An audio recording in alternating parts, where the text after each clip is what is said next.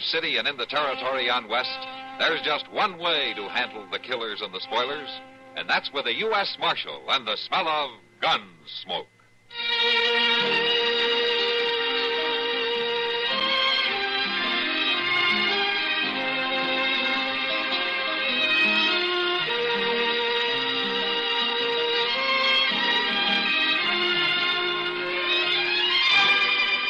Gunsmoke, starring William Conrad, the story of the violence that moved west with young America, and the story of a man who moved with it. I'm that man, Matt Dillon, United States Marshal. The first man they look for and the last they want to meet. It's a chancy job, and it makes a man watchful. And a little lonely.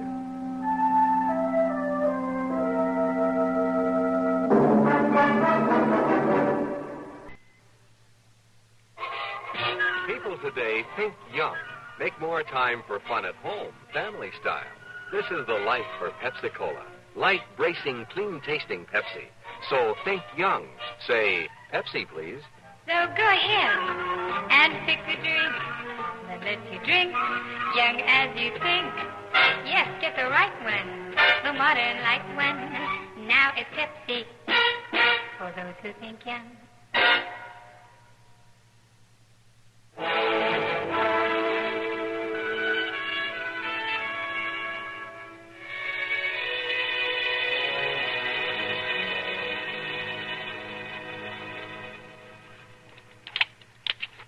Just get this fool gun belt set just right again. Ain't no reason at all I can't draw a gun as fast as the next fella. Hey. Just as fancy, too. Ain't really nothing to it. We're just quick. Oh, grab a more. Oh, hello, Chester.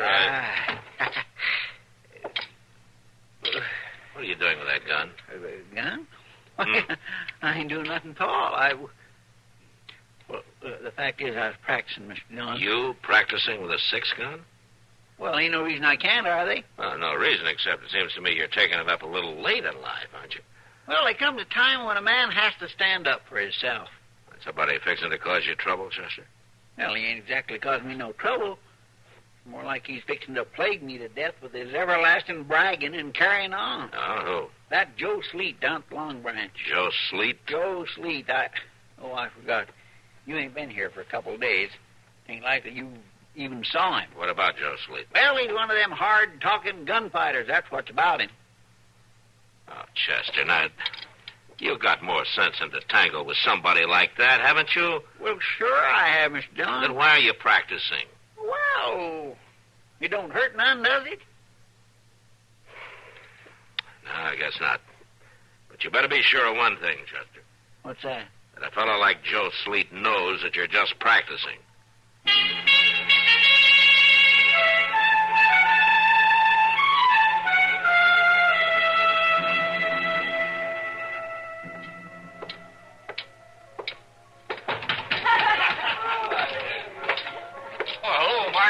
Alvin. Howdy, Marshal. Hi, Proney.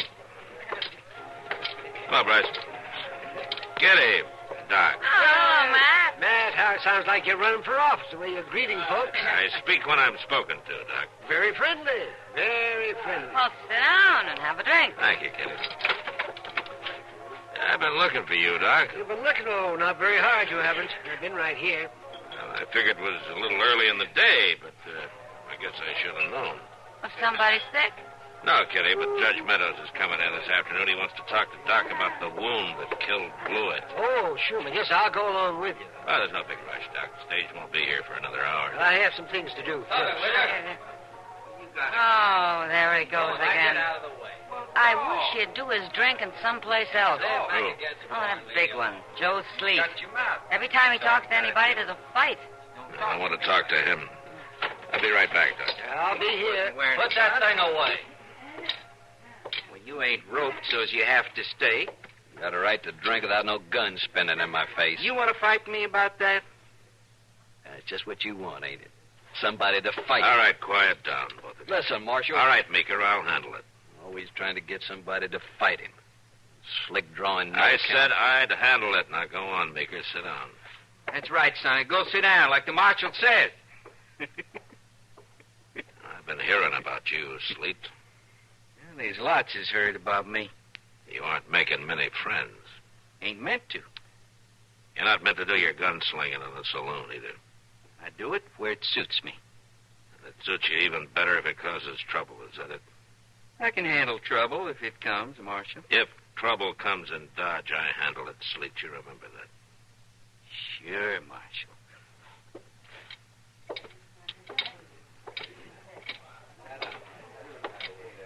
Are you ready to go, Doc? Yeah. Thanks for talking to him, Matt. He's bullied around with that gun ever since he came to Dodge. Just hope it did some good. We'll see you later. Goodbye, Kitty. So long.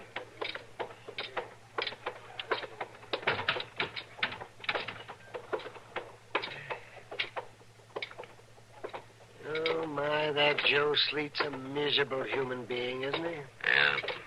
His kind should never get near a gun. They're not grown up enough to use one. You're right about that. It's an interesting study, Matt. About his prowess with a gun, a fellow like Sleet is childlike. He's absolutely childlike. But he's killed a lot of people just the same. Well, certainly, but what I meant... Come on.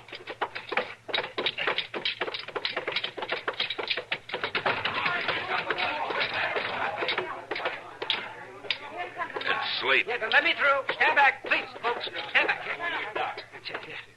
Oh, help me turn him over. Let's see. How about it, Doc? He's alive, all right. A couple of men help me carry him up to my office. Yes, sir. I'll be up in a minute, Doc. Yeah, all right, Matt. Take it easy now. Gently. Men. What happened, Kitty? It was Meeker. Meeker? Sleet finally said too much. He's been deviling Meeker all day. Yeah, but I never thought Meeker would draw on him. Well, Sleet wasn't expecting it either. You didn't shoot him in the back, did he? No. Sleet wasn't paying any attention, and Meeker didn't exactly warn him. He shot twice and ran out the back way. Will you have to go after him? If Sleet dies, yeah. Sleet's a gunman, Matt. He had it coming. Yeah, but the law isn't very choosy sometimes.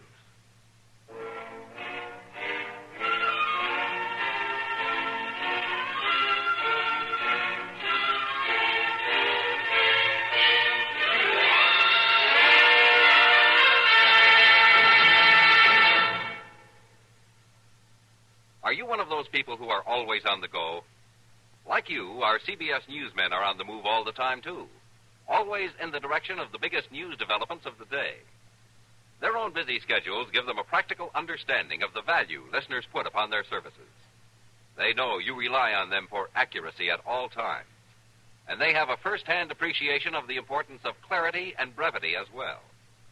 That all of these standards are kept in mind by our highly skilled, highly experienced newsmen is demonstrated over and over again in the frequent news broadcasts you hear on CBS Radio. The busier your own day, the more you'll appreciate the efforts of our CBS News staff. These men offer you a direct link with history day by day. But more than that, they do their job with full regard for your busy schedule. They keep you fully informed with no waste of time, no waste of words. For accuracy, brevity, and clarity in news reports. For news at frequent intervals and at convenient times, keep tuned to CBS Radio every day.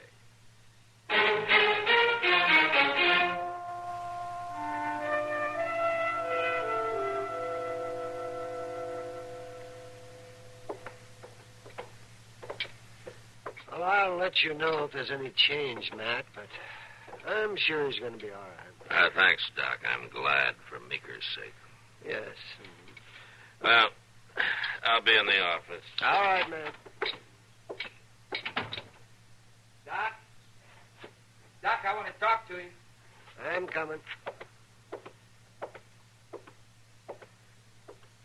Am I going to make it, Doc? You'll make it. You know, you didn't give me no chance to draw. Apparently not. He'd have never got me. they'd give me a chance. Just lie still now. Nobody could have outdrawed me if they'd give me a chance. Now hold your head still. You mustn't move. Seems like one bullet just grazed your temple. It's my arm that hurts, Doc. Yes. What about my arm, Doc? Well, I took that bullet out, Sleet. That's all I can do. Now. It'll be all right, won't it, Doc? Well, you'll be all right. I'm pretty sure of that. Well, there won't be nothing wrong with my arm neither, will it, Doc? It's too early to tell.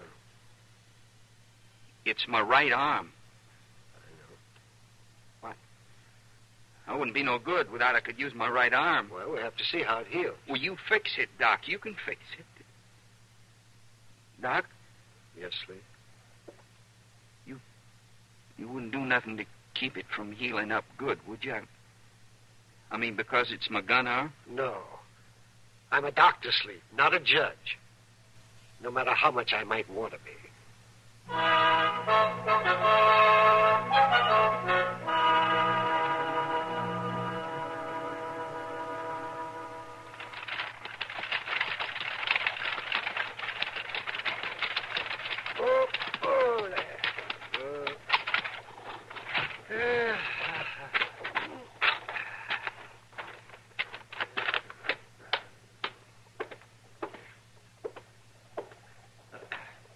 Hello, Sleet.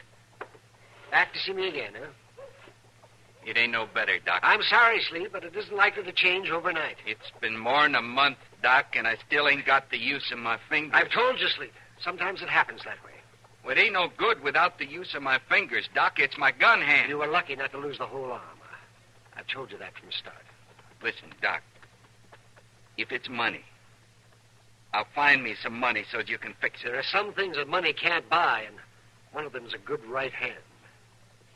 You mean it ain't never going to get well? I can only tell you what I've told you all along. It just doesn't look good. It isn't just a matter of muscle and bone. It's the nerve. And nerves don't often come back. It's got to come back. I ain't nothing without my gun hand.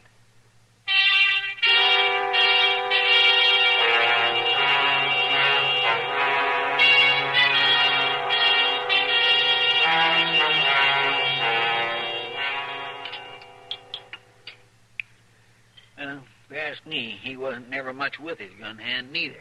Sleet is waiting for you at your office every day. Is that right, Doc? Yes, every blessed day. It doesn't matter how often I tell him I can't do anything for him. He's still there, showing me his arm, trying to work his fingers. Yeah, with anyone else, you'd be sorry for him. I'm kind of sorry for Doc, having him hang around like that. Yes, indeed. I wish he could find something to do. It's for my sake.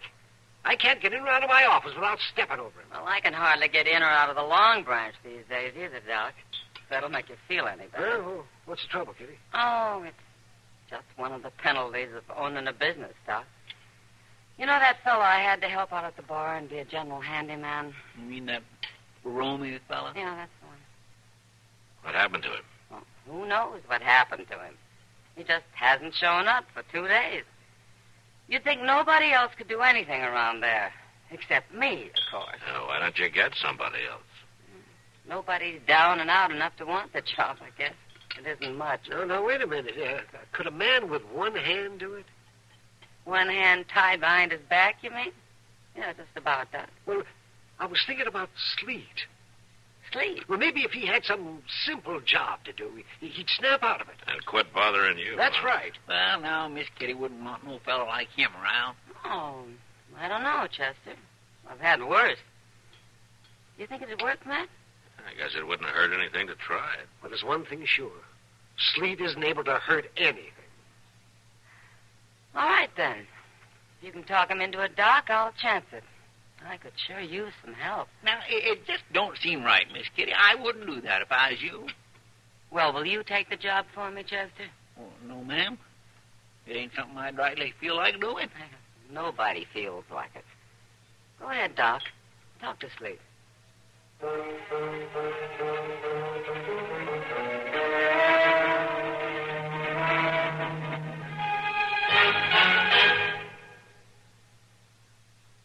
Strengthen America. Character counts. Are you familiar with that slogan? You are if you have a Boy Scout in the family. That is the motto for this 51st anniversary year of the Boy Scouts of America. Strengthen America. Character counts. In a time of delinquent juveniles and the problems they give families and communities, such a slogan can be a rallying point for betterment. A delinquent juvenile also believes in a stronger America, an America capable of world leadership, of defense against democracy's would-be enemies. The trouble with some delinquents may be that nobody has troubled to show them how they can have roles in America's future. A logical starting point lies no farther away than the nearest Boy Scouts of America program. Youth can grow and serve the nation's needs through programs of the Boy Scouts of America. Look into scouting, an important first step towards a better life through teamwork with high purpose.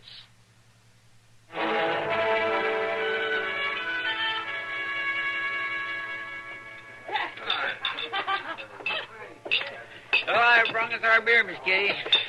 Miss Dillon. Thanks, Chester. Did Sleet pour 'em all right for you, Chester? Well, sure he did. There ain't nothing to pour in a glass of beer. Then you're not worried about Sleet anymore, huh? Well, I wasn't ever worried about him, Mr. Dillon. Ah, you were a couple of weeks ago, Chester. Don't deny it. Oh, well, that was before he changed into a changed man, you might say. You figure he's changed then, huh? Well, sure he is. Anybody can see that. Ain't that so, Miss Kitty? Yeah, Chester, you're right. It's almost as if that gun had been a part of him, that. Without it, he seems to have lost part of his whole makeup. Does he ever talk about it? Well, he never talks about anything. Not even to Doc, huh? Doc says Sleet won't even speak when he's passing him on the street. Well, I guess Doc can do without all the talk he used to get from him. Yeah, I guess he can. It's a funny thing, ain't it, Miss Dillon? How a fellow can change. Sleet always used to like to be around where the crowd was. Now nobody don't never see him. That's right. He leaves here as soon as his chores are done. Nobody knows where he stays. Must be out of town somewheres. I see him walking out there most every night. You suppose all men would calm down like that if there were no guns? I don't know, Kitty, but it sure saved me a lot of trouble. Yeah. Save women a lot of worry. Well, don't hold your breath, Kitty. I think we'll be hanging on to our guns for a while. And women will go right on worrying.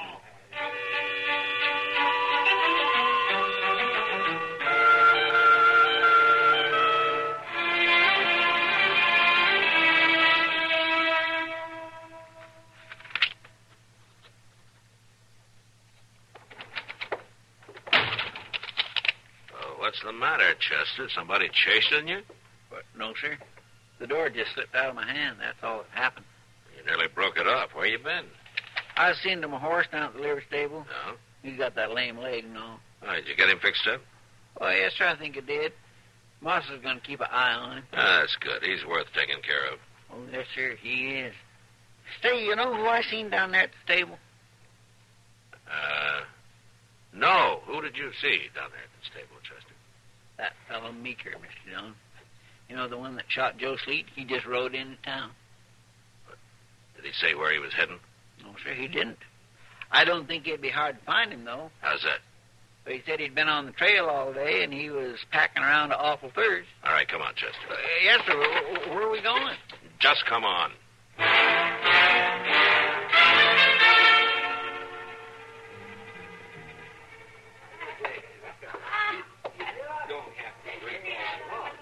Bartender, whiskey.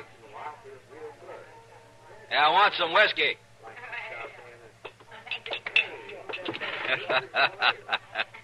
Well, Joe Sleet. They told me you was working here. I wanted to see for myself. You remember me, Sleet? Sure, you gotta remember me. I'm the one that put you back at that bar. Best job of work I ever done, too. Fixing it so you couldn't shoot no more. What's the matter, Sleet? Can't you talk neither? If I fixed it so you couldn't talk neither, I done better than I thought for. Sleet? No, Sleet, wait.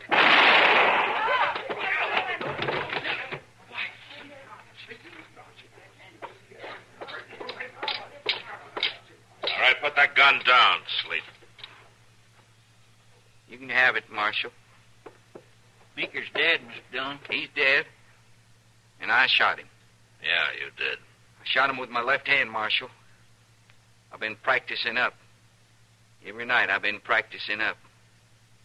I taught myself good, didn't I, Marshal? Seems like it. No man could live that shot me down, Marshal. He should have known that. He found out. Guess it proves I'm still a top gun, don't it, Marshal? Even with my left hand. After all that practicing, proves it, don't it? I don't know about that, Sleet. But it proves one thing for sure. What's that? That you're a man to be tried for murder. Let's go.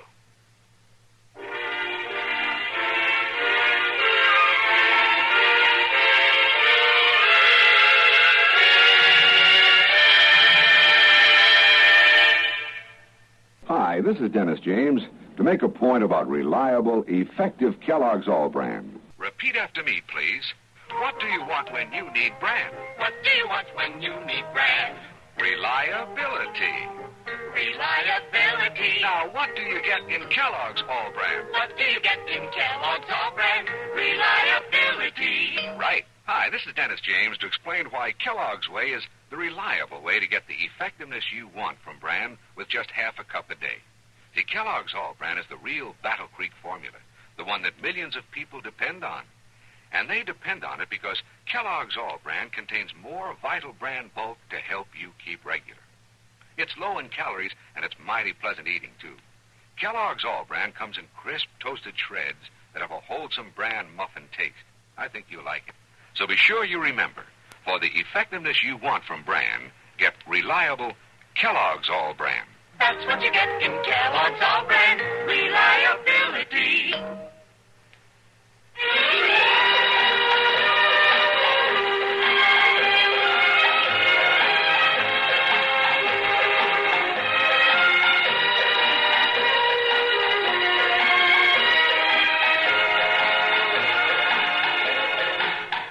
Gunsmoke. Produced and directed in Hollywood by Norman Macdonnell, stars William Conrad as Matt Dillon, U.S. Marshal. The story was specially written for Gunsmoke by Marion Clark, with editorial supervision by John Meston. Featured in the cast were Vic Perrin and Harry Bartell. Parley Baer is Chester, Howard McNear is Doc, and Georgia Ellis is Kitty.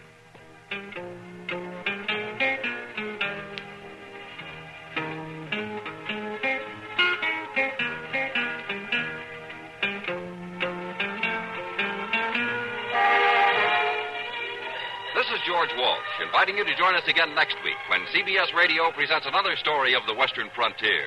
When Matt Dillon, Chester Proudfoot, Doc, and Kitty, together with all the other hard-living citizens of Dodge, will be with you once more.